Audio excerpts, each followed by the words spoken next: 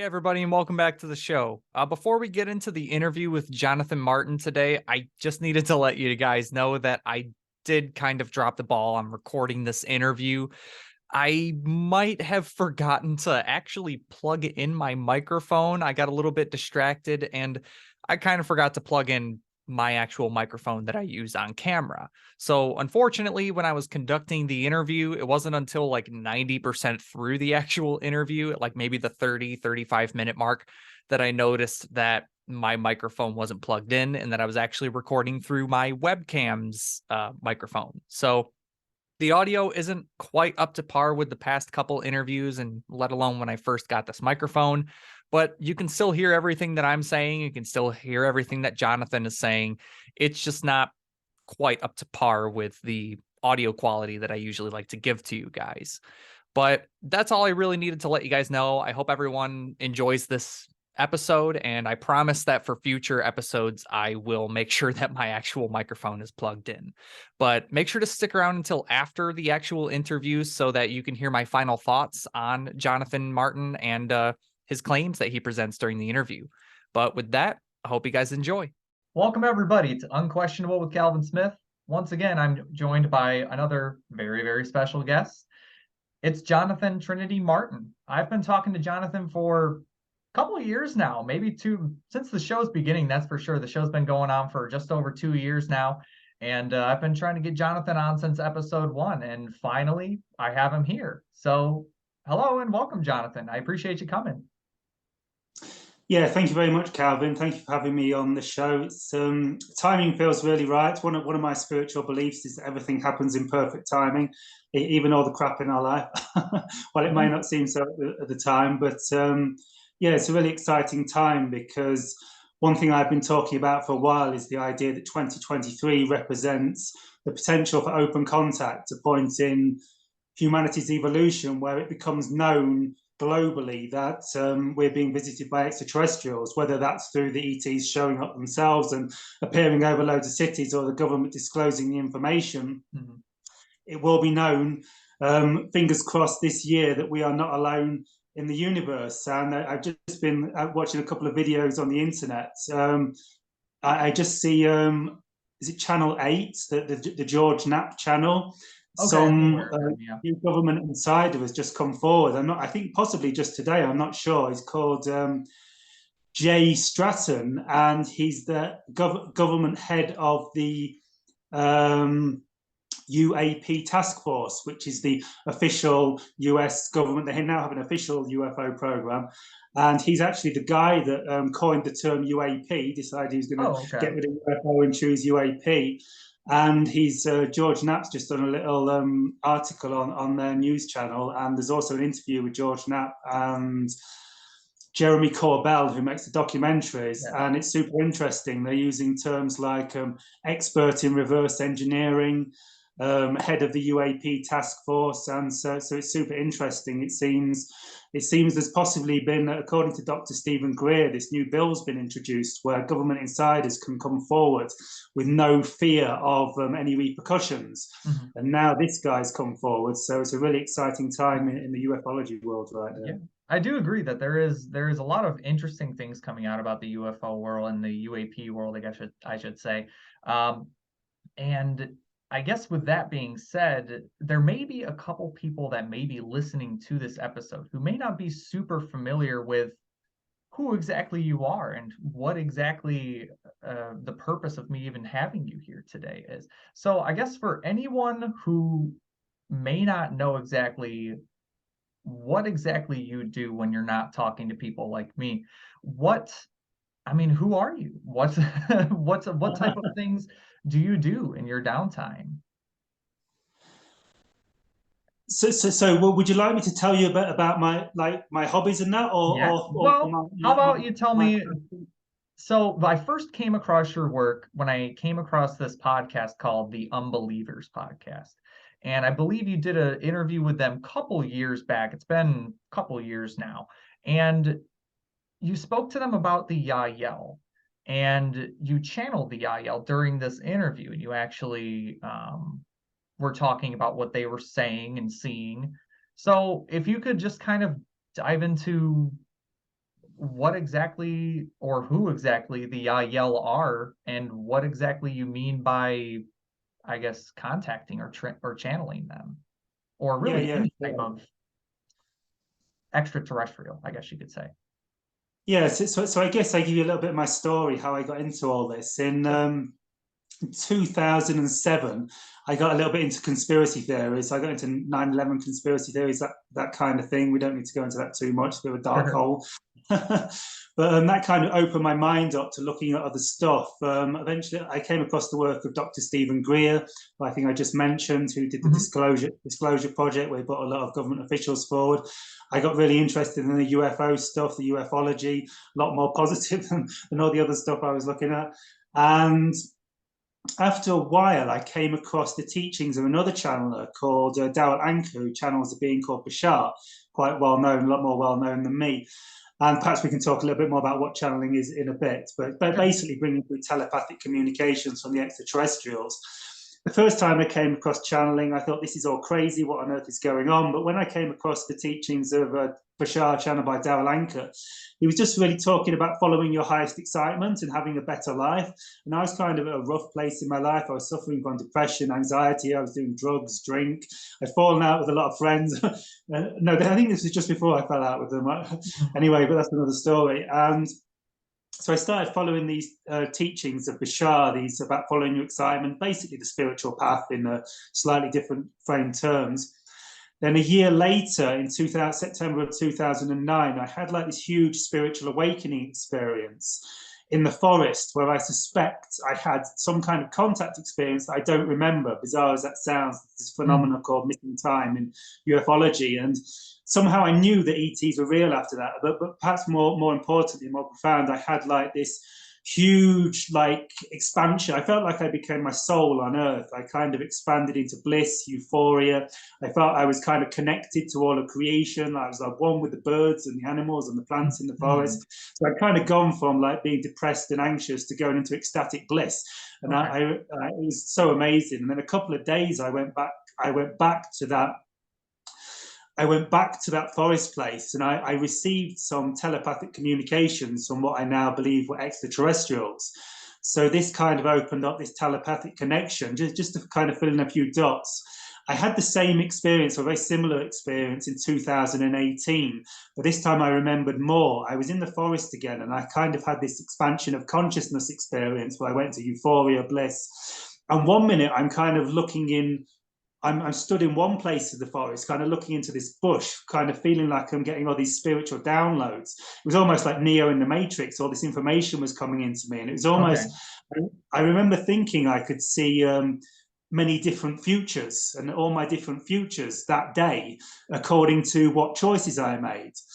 And so I'm like, what is going on? This is incredible. But then the next thing I know, I'm stood in like what I now know to be a different part of the forest. I wasn't so sure at the time, but all the lighting had changed. I seem to be facing a different direction. I'm stood in a prone position like this. And there's all these fighter jets flying around my head, like these military jets flying around my head. Mhm. I couldn't see them for the cloud cover and the trees, but I could sure as heck hear them. Like there was no doubt, they were right over my location, and you could tell they were circling and coming down on my location.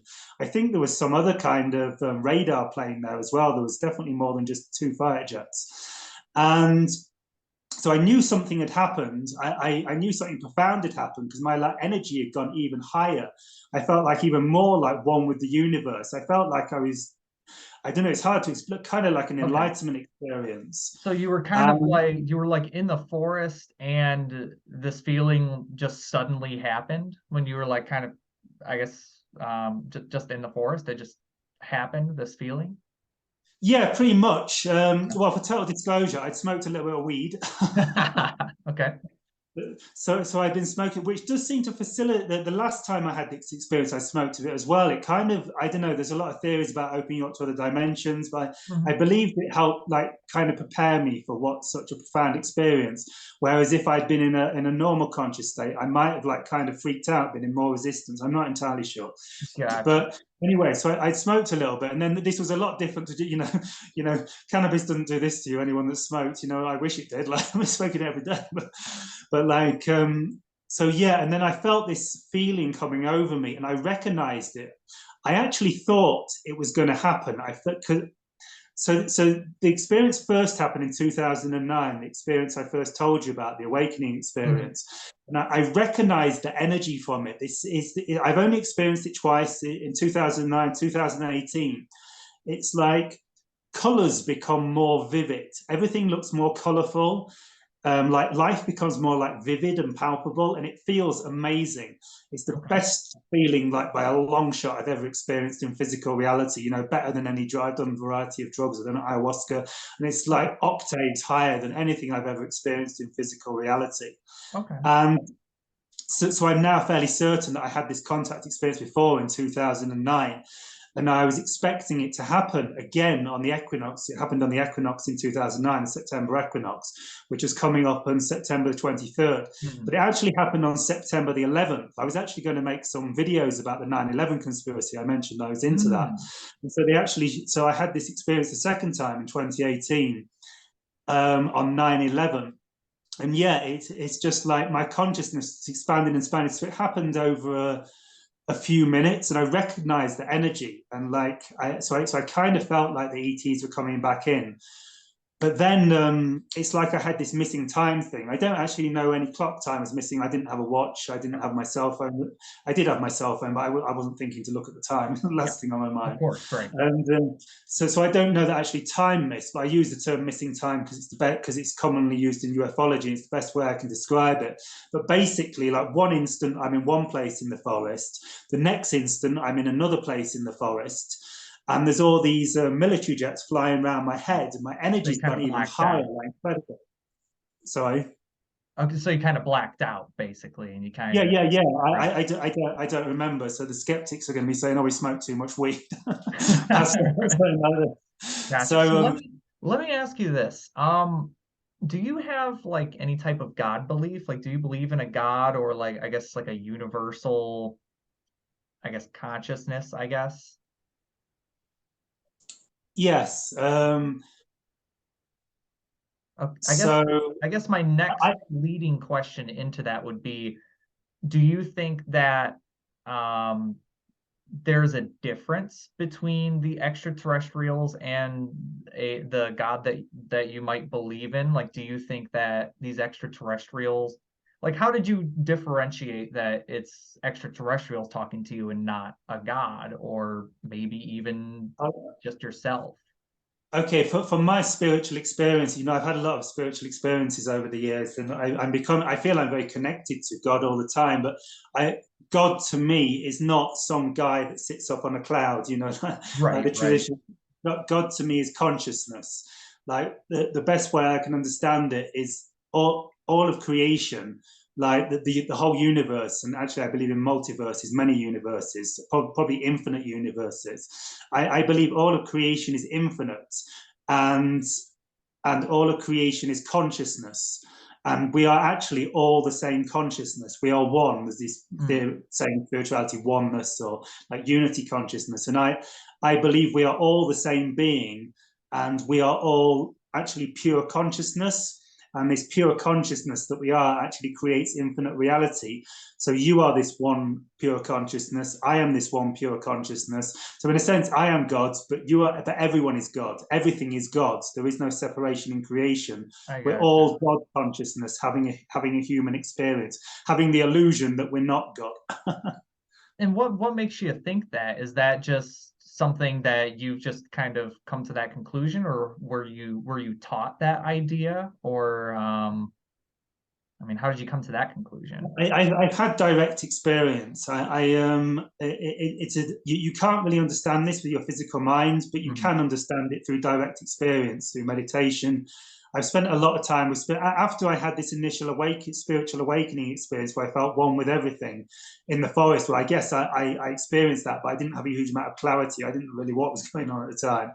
But since then, I was so desperate to get back to that high state of consciousness, you know, where I felt blissful and euphoric. I spent like 7 years just trying to get back to that same state of consciousness. I never really achieved it, except for that one other time when the ETs showed up again.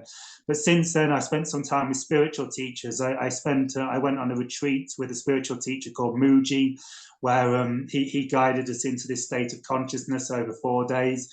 And there was actually like 600 of us in this retreat in London, and we all kind of entered into collectively into this kind of what we could call God consciousness or awakened state of consciousness, where it's you actually feel it directly, you experience directly that you are one with all of creation. It's like kind of like the veil drops, and or your like kind of the veil of the mind falls away, and it just becomes the direct experience. You just kind of know that you're one with creation in the same way when you taste honey, you know honey tastes sweet. You know, no one can tell you that honey doesn't taste sweet. Okay. It's like you know, people can say maybe you imagined it, and maybe that's their belief, but I know for a fact that I am one with all of creation, because I experience it directly in meditation and more to more in my daily life now. So it's an experience and a feeling. It's more feeling than thought than belief. So can anyone, I guess, can anyone reach this higher state of consciousness if they want to, or is it like a select number of people only if they do talk to the person? I forgot the name that you just mentioned, but like if they talk to that person and they guide them, or is this something that like I could learn to do right here in my office? Yes, very much so. It's like it's our true nature. It's our natural nature, and it's actually what actually masks us from experiencing this to ourselves is our thoughts and our mind, and we're actually in a state of oneness and pure consciousness all the time, but we get kind of thinking all day long kind of sucks us into a kind of a delusional state. I'm not sure, but like it's the constant thought stream. If you notice, like, and your viewers may notice, if you observe like your day-to-day life, for most of us, we're thinking all day long, like literally we're having thoughts constantly. It's very rare for most people that they will actually stop thinking and having a break in thoughts. But through meditation or through spiritual practice, and everyone has their own path, there's no one path, and I believe our path is what we're passionate about, what our excitement. So you doing this podcast, this is your passion, I'm sure. So this is actually kind of your path to awakening, strange as that sounds. Like when we're following it's kind of and really all it takes is the ability to stop thinking for short periods of time, and this is the idea of meditation. When we can actually quiet our mind and stop thinking, and our thought stream stops, we naturally drop back into pure consciousness, pure awareness, our consciousness that we are, beyond thoughts, prior to thoughts. And so all we have to do is actually stop thinking, easier said than done, and we drop back into this pure state of oneness and God consciousness. And it might not be clear straight away. Sometimes it can just be like a feeling of deep peace or deep serenity or intense joy. But the more we experience this, the more that we notice that this deep peace we feel in meditation is actually infinite in nature. And that infinite nature this deep peace has is actually our true consciousness. And this is our God self, our God consciousness. So gotcha. Okay. So I want to, I guess, real quickly, if we were to put, man, what do I want to ask next? There's so much to break down. I love it.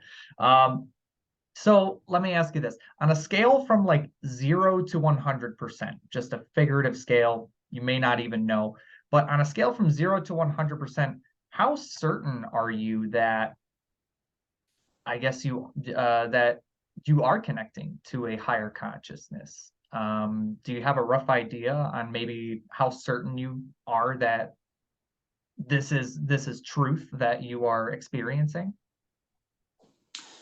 Do you mean connecting to like oneness and like my own, like our own God consciousness, or do you mean like on a scale from 0 to 100%, how sure are you that that is actually what you're doing?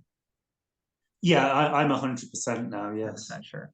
Is there anything that could possibly change your mind about that? Like, is there something you may not even know the answer to this question. Frankly, a lot of people don't, because you don't really know what would change your mind until it's usually already happened. But do you have an idea what it may take to possibly make you think, maybe I'm not connecting to this God consciousness.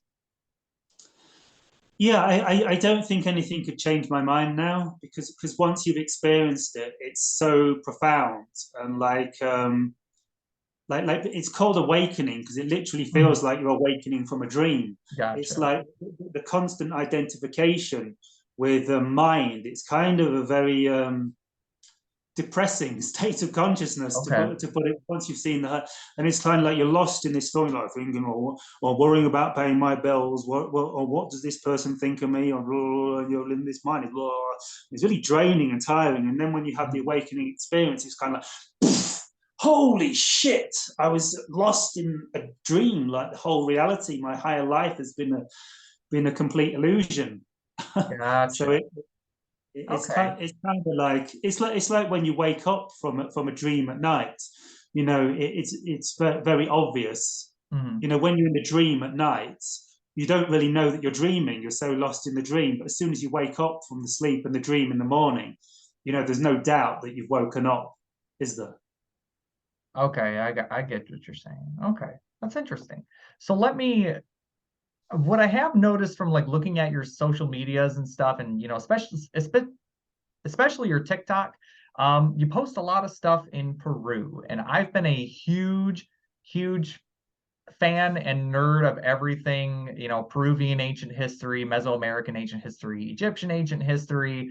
So, what brings you to Peru? What do you think is going on? Like, I saw you just posted a couple TikToks like in Cusco, and you may even have a couple like in Ollantaytambo.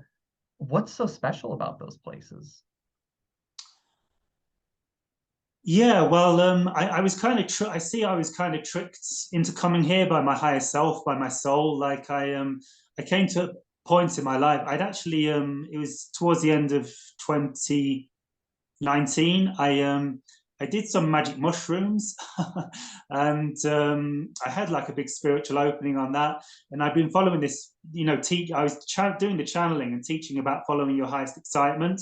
And I suddenly realized, like staying in the UK and working as a gardener part time, I had my own gardening business in the UK. And I started to realize that wasn't my highest excitement. And I was like, kind of, if I'm channeling this, I've got to live it. I've got to live my highest excitement. So I just quit doing the gardening job and just trusted that the universe would support me financially. And at some point, I couldn't pay my rent, started to panic a bit. But then my friend offered to put me up for a bit. I stayed with my friend. And then another friend who was actually already in Peru, she offered to lend me the money to fly me out to Peru. Very And cool. so I came out to meet her. There was a little bit of a romantic thing, but that didn't work out at all. That was kind of the big trick. Like as soon as we got to Peru, it didn't work out at all. And so that didn't work. And then I was here when COVID hit. I literally moved into a new hostel. My apartment lease ran out, and I just moved into a hostel. And literally, as I checked into the hostel, people were saying, "COVID lockdown, COVID lockdown. You're not allowed to leave the hostel." Right, Uh, right. um, and we were having a lot of fun. Like it was, we kind of turned it into a party because I just met up with a load of people like me, just like travelers in the hostel, and we turned it into a big party. So we're having a great time. So having loads more fun than back in the UK. So that they were putting on emergency flights back to the UK, and they were like, do you want to stay or do you want to get an emergency flight back?" And they were like, "You don't need a visa if you stay." And I'm like, "I think I'm going to stay." Yeah, yeah, for sure. I would too. Yeah, That yeah. was awesome. And Yeah. So I asked that question because I've also been enamored by Atlantis. The theories of an ancient civilization anywhere between tens of thousands to hundreds of thousands, and some people I've talked to even believes millions of years ago were a civilization here on Earth. Do you have any thoughts on Atlantis? Do you think that Atlantis existed? If so, I mean, what do you think the differences between Atlantis and today's society would be?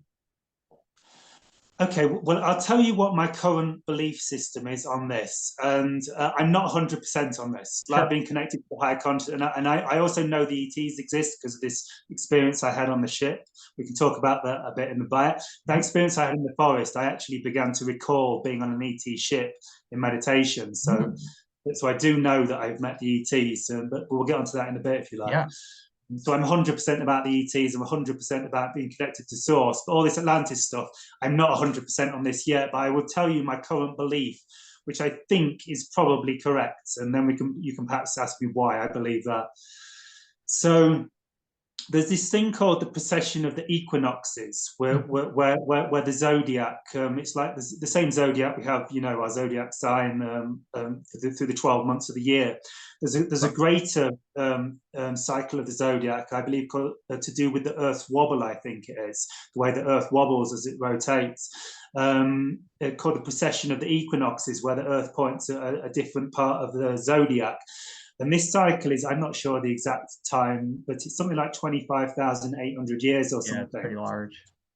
And the understanding I have is that we're actually the beginning of a new cycle now, like December the 21st, 2012, as according to the main calendar, was the beginning of a new cycle. So we've just been through this 25,800 year cycle, something like that. I'm not sure the exact number.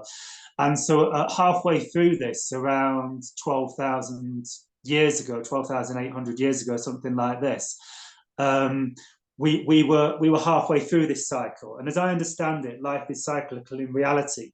Like there's cycles and all sorts of cycles in creation. It's one of the natures of reality. And so 25,800 years ago, we were at the beginning of this cycle, and we were at a low point in spiritual evolution. This is the cycle of spiritual evolution and growing of consciousness. We're very materialistic at the bottom of society, at the bottom of the cycle, which is like we are now. Humanity is super materialistic, super aggressive, warring, famine. We're going through all sorts of dark stuff because we're at the bottom of this cycle. But we're actually beginning a new cycle, and that's why many people are becoming interested in spirituality and consciousness, and Atlantis and extraterrestrials and things, because we're starting to go away from a materialistic society into a spiritually oriented society. And so what I believe is 25,800 years ago, we began this cycle, and we reached the peak of the cycle about 12,500 years ago, something like this. And I believe this was the height of Atlantis. This was where we'd reached the height of that 12th of this cycle, the last cycle of spiritual evolution, and the peak of consciousness was the peak of the civilization of Atlantis. And we actually, from there, went into a natural devolution of consciousness. And at this point, people in Atlantis started to become materialistically oriented. And they started thinking, oh, I can use this high spiritual magic to create loads of material objects, loads of wealth, loads of power for myself. And this started to create negative dark energies in the Atlantean civilization, which caused this dark energy caused like this catastrophic flood, probably caused by a meteorite impact that caused a huge flood. And then we went into a devolution of consciousness, where this wisdom of Atlantis, and the story is that I believe was that some of the most highly evolved beings from Atlantis, such as beings like Thoth and beings like Ra, Thoth from ancient Egypt, Quetzalcoatl from Mexico, and Viracocha here in Peru. And there's these stories all around the world of a great flood. Of course, there's Noah in the Bible of a great flood. And I think Noah was one of the Atlanteans as well. And they all went to different places in the earth. And they shared their wisdom on architecture, agriculture, astronomy, mathematics. And that's why we see the same technology all around the earth, like the same, for example, like my TikTok with all this architectural structures. We've seen the same architecture in Peru as we see in Egypt. And there's like so many similarities between Peruvian culture and Egyptian culture, like 4,500, like for the beginning of history, 4,000 BC. And there's all these connections from societies that supposedly weren't connected. And we see this all around the world. And I believe there's a cover-up because some people don't want us to know that we were more evolved in the past. It's kind of embarrassing for governments to admit that they're not the most evolved. So every government wants to think it's the most evolved. So yeah, I mean, I don't I don't technically disagree with you. I mean, I think I have similar thoughts to a lot of the things that you said. So I don't necessarily disagree. I do think that, it's a big, what if, I'm not an expert. I'm not a archaeologist, Egyptologist, geologist, so I can't be super sure about this stuff, but it's fun to think about. And it's for sure, I wouldn't necessarily take it completely off the table, at least quite yet. But yeah, that's super interesting. I never really heard it put the way that you put it. So that's really interesting. You have to look into that a little bit more. And there's actually a huge amount of physical evidence to back this up from many areas. Like, for example, this date I put it around 12,500 years ago. We now have geological evidence that there was some kind of catastrophe and a huge rising in the opens. It's known as the Younger Dryas period. So the Younger Dryas and meltwater pulse 1b, and and things like the water weathering of the Sphinx, like the Sphinx in Egypt. There's evidence that the Sphinx was weathered by heavy rainfall. Mm-hmm. Like a lot of geologists agree that the Sphinx in Egypt was subject to heavy rainfall weathering, and there hasn't been significant rainfall in that. I think it's Sahara Desert where the Sphinx is. 10,000 years. For something like that. And there's so many points. There's literally possibly hundreds of little bits of evidence that all back up this theory that I've just shared. You're kind of plugging my own show for me, because I do a couple episodes where I talk about the evidences for this ancient cataclysm. Like I do have an episode where I talk about the age of the Sphinx, and I have an episode where I talk about like Sigiriya in Sri Lanka and a couple other ancient sites and places in Peru, and I talk about Noah's flood and stuff like that. So you're kind of plugging my own show for me. So but yeah, so what I want to do is I want to kind of get back to the you mentioned meeting these extraterrestrials. What was that experience like, meeting these extraterrestrials for the first time? And who exactly were they? I mean, what did they look like, if anything? Yeah. So I don't consciously remember the experience on the ET ship. Like I say, it was experience in the forest. I had like this missing time thing. I know something definitely happened because there were these military fighter jets there all swarming around me, and like an instant before they weren't there. So I was fairly certain at the time that I had contact with the ETs. I had a bit of a telepathic communication with them about an hour afterwards while I was still in the forest. But what happened about a week or two later, I went to the beach and I sat down at the beach, and I started to recall what happened in that period of missing time. What actually happened initially was I saw this image of me being sat in kind of a bedroom sitting. It was kind of like almost like a hotel room with like a white bed and a white dressing table area with a mirror. Mm-hmm. And it sat in front of this mirror to my right-hand side was what I believe was a being from the Yahyell civilization that I channel called Tahenio, which I believe is part of my soul actually, and very deeply connected to me on another dimension of reality. And he was sat on the end of this bed with a towel over his head. I tell you, it gets bizarre, this stuff. And I think this was somehow symbolic of I don't know if he really had the towel over his head, or this is just my interpretation and recalling it, but it was something to do with my fear of seeing him, I think, because he's a little bit scary. He's he's not actually a grey extraterrestrial. He's a hybrid of grey and human, but he's quite scary looking. So it might have been the reason why I had the towel over his head. And he was kind of inviting me to go into him, really tune into him. And I kind of projected my consciousness into what was behind the towel. And that what he actually did, it was actually kind of like a near-death experience. People talk about this kind of thing. What he actually did was he showed me in kind of in an instant. It's like in these dimensions of reality, you can see like hours and hours and hours of information in an instant. It's sort of kind of multidimensional. And he actually showed me all the pain my father had suffered due to me in my life. because I was kind of like really arrogant at that time still, like I kind of, you know, I had quite a difficult relationship with my father. He's now passed on 2 years, unfortunately, bless him. We had quite we sorted this all out at the last minute, by the way. We were super good friends in the last days. Okay. But we had a difficult relationship, and I was kind of the arrogant kid. You know, my father's an asshole. It's all his fault. I'm the good guy. He's the bad guy. And I still believed this, like at that point in time. And then he actually showed me. He showed me all the experiences in an instant, kind of. Very strange to explain. All the times my father had suffered due to me in my life. And I was horrified. I was like, I just broke down in tears. Like, I really had no idea. Like, I had some idea, but I was kind of pretending it wasn't real. And he showed me that, so that was really hard. And it was kind of like I had to go through that. He also showed me how my father and another family member and me are very, very closely linked on a soul level, and chose very different things to experience on Earth. We have a very close connection. And my father was Virgo as well. I'm Virgo, so it's interesting.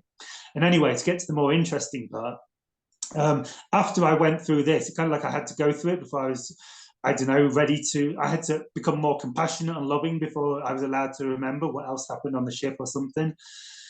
After that, I remember going into the main part of the ship, and I remember it was all kind of blue. I'm not sure. I think it was more like there was this blue lighting than everything was blue. I'm not entirely sure though. And so what I remembered was that I'm walking in the first area I'm walking into. I felt like this first being I connected with, I believe was Tahinio from the Yahyell, the being I channel, one with the towel over there. And I believe he was on my right hand side. I don't remember seeing him now. I just believe he's walking me along the ship, and I'm looking to the left. And so on the left, like we come into, like, the first thing I remember is coming to like this coffee table kind of area. It's like, was I don't think they drink coffee. Who knows? I don't think so. But it was like a coffee, like it was a low down table, Okay. and it almost had like kitchen units round the side. You know, like kitchen counters with cupboards above it. You know, it was very much like a kitchen area with quite a large round coffee table on the floor in the middle of it. I remember there was two beings to the left, but I don't clearly remember what they looked like. I just remember that I'm fairly certain there was two or more, like humanoid, like quite tall, like similar height to me, a little bit taller beings. I remember one of them might have been blue, but I'm not sure. I don't remember them clearly. But what I do remember clearly is there was a 2.5 foot tall ladybug. You're from the UK, yeah, aren't you? Yeah. We call them ladybirds in the UK. You know what a ladybird is? Yeah. In the US, right. So there was a 2.5 foot tall ladybird, extraterrestrial, sat upright on the edge of the kitchen counter with his legs dangling over the edge, and sat up like this. So Okay. So I remember that very vividly, and like I've never heard anything like that before. You know, normally the stories are always of humanoid beings. Yeah. So that's the first time I've ever heard of anything of that. I can't really have projected that. Like, it's very, very strange.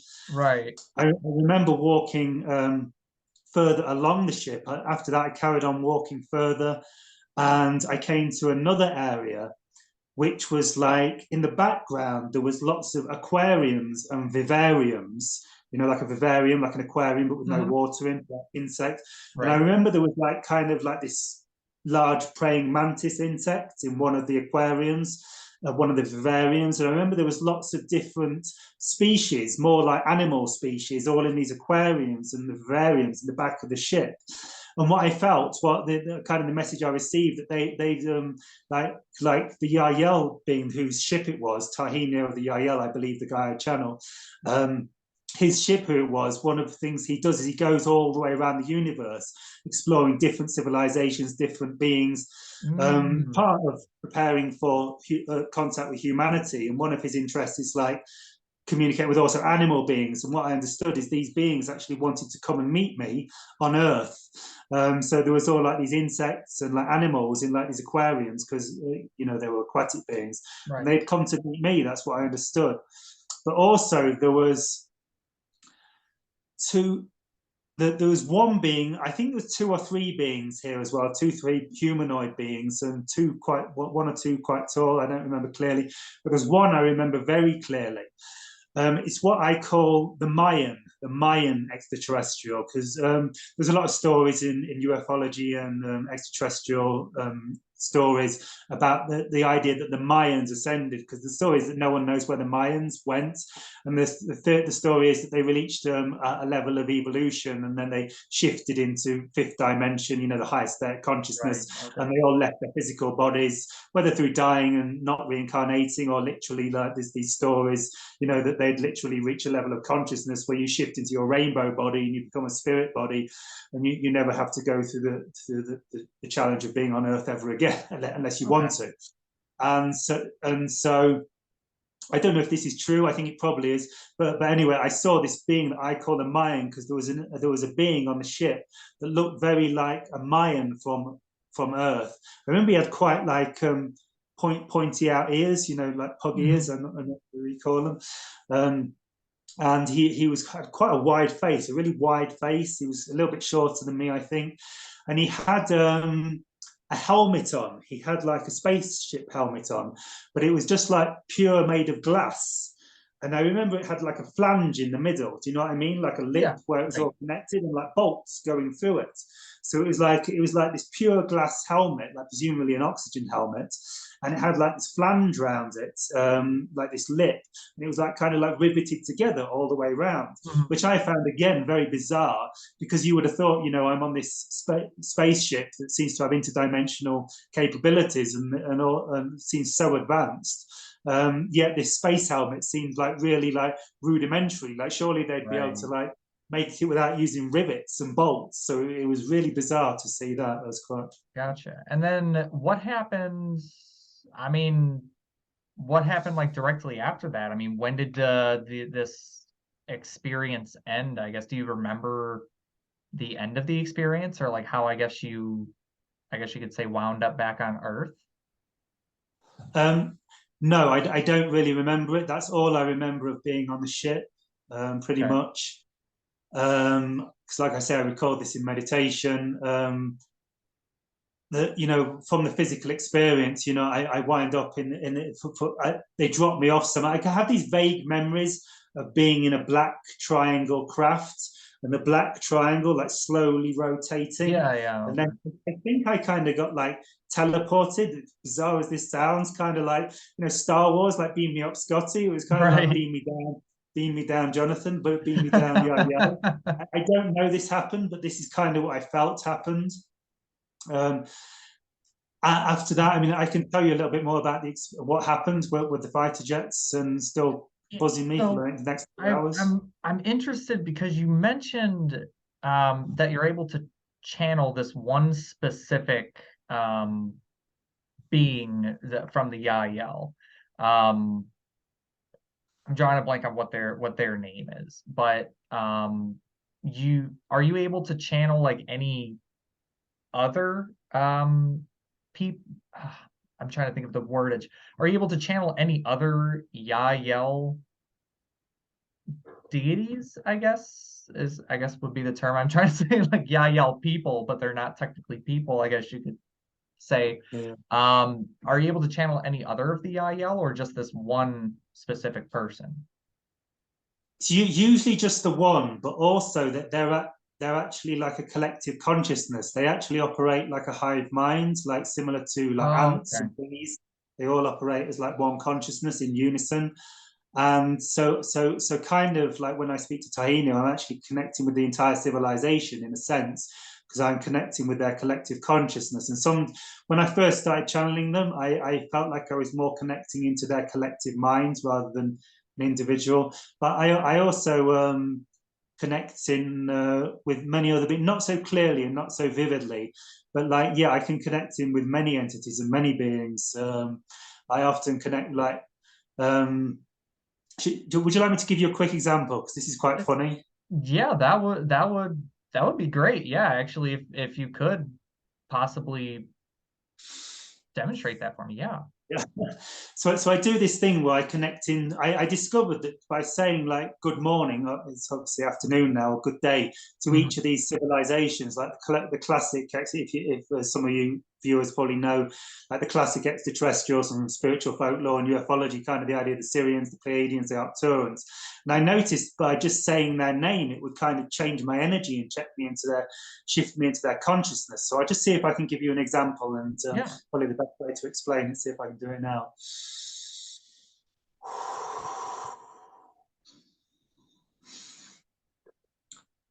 Good day, Yahyell. Hello, we are the Yahyell. Shivai, good day, Earth. Good day. Good day, Shishka. Good day, Shikani. Shikani here. Good day, Earth. Good day, Sirius. Sirius speaking. Hello, Earth. Hello. Welcome to Unquestionable. I'm happy to have you here. What are you seeing right now? What are we seeing right now? Well, we're not seeing so much. We have focused our consciousness down into this reality, and we are more tuning into the vibrations and energies. We actually operate kind of more energetically, and we don't so much use our physical eyes in the ways you do. We do have physical eyes, we do use them. However, we also see through what you may call your third eye, and we see reality vibrationally and multidimensionally. We actually kind of see the matrix of your reality, you could say it, to use an analogy of the movie and your reality. So we sense vibrations, we sense energies, we sense some frequencies, and we are tuning into all these vibrations, energies, and frequencies to perceive your voice and to perceive the current experience we are having at this time. Interesting. So what do you guys eat? Do you eat food, or do you need like substance to live? No, we do eat occasionally. However, we no longer need it. We can draw our sustenance directly from source, directly from God, if you may term it that, directly from the source of creation. We no longer need physical food, although we do like to occasionally, from time to time, partake in nice tasting fruits and vegetables. Who doesn't? Yeah, I guess. How old are you? Do you have an age? Do you go by ages? Do you mean us as a collective consciousness? Sure. How long has your civilization been around? Well, we are from 1,000 years in your future. A little more than 1,000 years in your future. So, and we are actually the progeny of what you may term the abduction program, the idea of the Zeta Gray extraterrestrials carrying out the abductions in your reality. The purpose of that program was to create a hybrid species with your own human civilization, and we are the progeny of that, but from the future, come back to help you at this time. Oh, interesting. So from the future. Okay, very interesting. Yeah, I mean,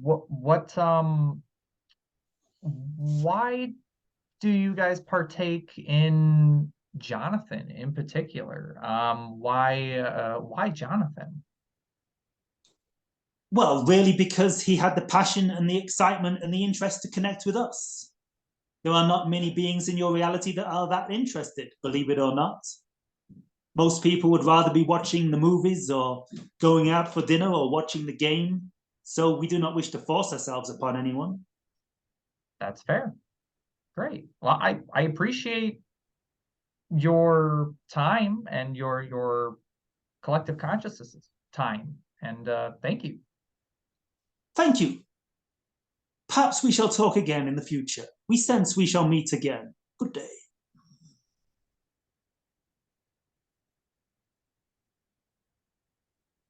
Wow. Wow. Well, that was interesting. Do you have any recollection of what just happened? Were you like present during that conversation? Yes, yeah, I'm present while it's happening, and I'm aware what's happening. Though it tends to fade, kind of like in a dream, you know, like when you wake up in the morning and sometimes you kind of remember a lot of your dream. and then you think I'm going to remember this, and then about 10 minutes later you realize you've pretty much forgotten it all. It's kind of like that. Very I interesting. Yeah. Although I can, if I really wanted to remember what we just said, I can't. It's kind of vague, and it's kind of forgetting what I said. But if I probably could remember it if I really strained myself to remember what I shared. But right now, I don't remember it now. Very interesting. Well, wow. We we have touched on so many different topics in this conversation. I'm having a great time. I honestly could go on all day with this conversation, but we do have to we should probably cut it for now, so because I think we've given the audience enough to look back on. I have a ton of research that I have to do on really what just happened was really interesting to me. So I really need to listen back to that and just do some more looking back on what just happened there. But Jonathan, I seriously appreciate you coming on the show very much. I think that we touched on a little bit of everything today, and I appreciate the collective consciousness of the Yahyell joining in on the show as well, and just talking about what you believe a little bit. I have a lot more of a better understanding as to who you are and where you come from and where the Yahyell come from. But Jonathan, before we go for today, I have a couple other questions for you. What's something that you're doing right now? What is there any type of projects, classes, books, good movies that you want the audience to check out before you leave? Yeah, sure. Well, you can always check out my social media. I have a YouTube channel, Jonathan Trinity Martin. Well, everything's the same name as So I'm Jonathan Trinity Martin on YouTube, on Facebook, on TikTok. And I've got I do a lot of the ancient alien stuff on TikTok because I visit a lot of the old sites I believe are Atlantean or ancient alien here in Peru. My TikTok recently exploded out the blue. So I'm getting a lot of views on there. And I work as a spiritual teacher and a channel. So I do one-to-one channeling sessions. There'll probably be a link in the text box down somewhere below if you're interested. If you go to my website, I do private channeling sessions if you want to speak to the Yahyell or some other ETs. I teach channeling as well. I have a Learn to Channel course starting in March. You can find that on my website as well. And I do coaching. I do spiritual coaching sessions for those of you who want to go really deep into this. So, yeah, so that's basically who I am. So thank you for giving me the opportunity to plug my way of supporting myself here in Peru. Wonderful. Yeah, everything Jonathan Trinity Martin related is going to be linked in the description of this podcast. So anyone who wants to check out his work more in depth, just go to the description of this episode and you'll find all the links to everything that he does there. But with that, Jonathan, thank you so much for coming on. I'm so happy that we finally were able to work out this interview and actually get a time to talk. And I appreciate you for coming on. So thank you very much. Yeah, thank you. Yeah, I feel the timing's great. Like I say, there's a lot of interesting stuff happening in the ufology world. I think we're moving towards disclosure. I think people who are skeptical are going to be a lot more open-minded towards the end of the year with the stuff that's coming out from official government organizations. So thank you very much for having me on, Calvin. I've really enjoyed it. Thank you for being open-minded and giving me the opportunity to share my slightly different beliefs to what most people hold. And perhaps we can do this again sometime. I'd be happy to come on again if you have me back. Hey, I've got your information. You've got mine. Thank you, Jonathan. Wow. What an interview that was, right? Anyways, welcome to the final thoughts segment for the Jonathan Trinity Martin interview. I've been working on trying to get Jonathan on for literally since the very beginning of the show. I've wanted to talk to him. He's really one of the inspirations as to why I even wanted to talk to people about belief systems in general. It just never quite happened, I guess you could say. Our plans always seem to fall through. We've been in constant communication for the whole 2 years of Unquestionable. Ever since literally episode 1, I've been talking to Jonathan, and nothing happened until now. Needless to say, I was not disappointed in our conversation. Now, Jonathan has been doing this for a really long time, okay? Like I said, I first heard about Jonathan on the Unbelievers podcast, which is a discontinued podcast. They don't make any more content now. But there is a spiritual successor to the Unbelievers podcast called Unbelievable Podcast, which was made by fans of the show. And I still listen to them once in a while, and they talk about Jonathan Martin all the time, and they reference the interview that the Unbelievers did with him. Now, at the time of hearing the interview that Jonathan Martin did on the Unbelievers podcast back in, I think, 2016, 2017, I knew I really, really needed to talk to Jonathan, but I didn't have a platform to have a conversation with him on. So why would he want to talk to me? So I guess you could say Jonathan Martin was one of the seeds that planted in my brain to start a podcast at all. Anyways, getting down to the nitty gritty, I don't doubt that Jonathan believes that he is in contact with some sort of extraterrestrial being, or maybe in some case they speak through him. He believes this fully. I don't doubt that whatsoever, but I also think that it was pretty apparent, especially during the conversation that I was having with Jonathan. If you didn't watch the YouTube version, take a peek at some of the, interactions that we had during that interview over on YouTube. And you can see that it was pretty apparent that he's even bullshitting himself sometimes. So, for example, when he started to actually channel the Yahyell, I really don't have words for that interaction. That was something interesting. I'd love to hear everyone else's thoughts on that. But during my, I guess you could say, interview with the Yahyell, he was visibly trying to keep from laughing. I don't know if anyone who was watching the YouTube version actually caught that he was kind of smirking at the very beginning when he was like, hello, it's us, the Yahyell. He was literally trying to keep from laughing.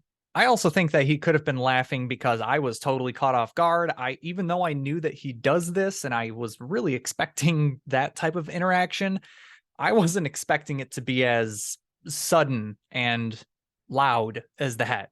Jonathan stacked so many claims on top of each other. I really was having trouble keeping track of all the claims that he was making. So don't berate me in the comments on everything that he did, but one blanket statement that I can definitely say about the interview is I'm not convinced. I am not convinced that Jonathan Martin is contacting any sort of extraterrestrial, nor do I think that Ted Marr or Debbie Solaris is. I just don't see any reason to believe these people. The extraterrestrial channelers that I've spoken to, like Ted Marr, Debbie Solaris, and Jonathan, they all seem to have one common theme between them and people with deeply held religious beliefs, and that is faith. Essentially, trust me, bro. With that being said, I think Jonathan was a really nice guy. I mean, on and off camera, he was so polite, really fun guy. I would say that he is a quote unquote down to earth guy, but I don't think that would be doing Jonathan much justice. So that's basically the whole final thoughts segment for the Jonathan Trinity Martin interview. So I would love to hear everyone else's thoughts on this. I just did have a couple quick announcements to make real quick. As most of you know, I've been doing Unquestionable for just over 2 years. This is the episode after the 2-year anniversary episode that I just put out. Check that out if you haven't yet. I put a bunch of cool clips in there. And I've interviewed dozens of people with an insurmountable amount of claims that I have spoken on and given my opinions on. So with all of that being said, I wanted to be upfront with everybody and let you know that I will be taking a hiatus for, at the very least, the summer. I probably won't be back until end of August, beginning of September at the absolute earliest. And I wish I could give you guys an exact date as to when I'll be back, but I honestly am not 100% sure. My wife and I just got a brand new puppy. She's a little chocolate lab retriever mix that we named Saffron. So she's quite a handful. I'm doing more activism and volunteer work, like with the Secular Alliance of Michigan and now Michigan Atheists as well. Plus, I work a full-time job. I got to make money somehow. I make very, very little. I mean, basically $0 from this podcast. So I got to do what I can where I can. So essentially, I want to, at the very least, take the summer to just spend time with my family, catch up with my family and friends, and just get back to reality for a minute and just take a break from the show, let it simmer, grow a little bit more, and then maybe come back, maybe end of this year, beginning of next year, possibly. Nothing is, off the table quite yet, and just have a banger of a show when I come back. But bottom line is my family always comes first. But don't worry, because you can still stay in contact with me. I'm still on social media. I'm still on Instagram, Facebook, Twitter, Snapchat. TikTok, of course. That stuff is blowing up, of course. You can find me on the Secular Alliance of Michigan's websites and groups. I have my own Unquestionable Podcast discussion group, which I have just made, which I will leave a link for that in the description of this podcast so that you guys can go join and talk about this episode over in that platform. But yeah, so much more to come. So again, make sure to check out the link tree in the description of this episode so that you can check out all of my social media platforms and stay in contact with me. Come say hello. But thank you, everyone. I really do appreciate everybody who listens to the show. And I know I probably say that too much, but I'm just very appreciative of the people who love and support the show. But with that being said, what do you believe? And why do you believe it? I'll see you guys next time.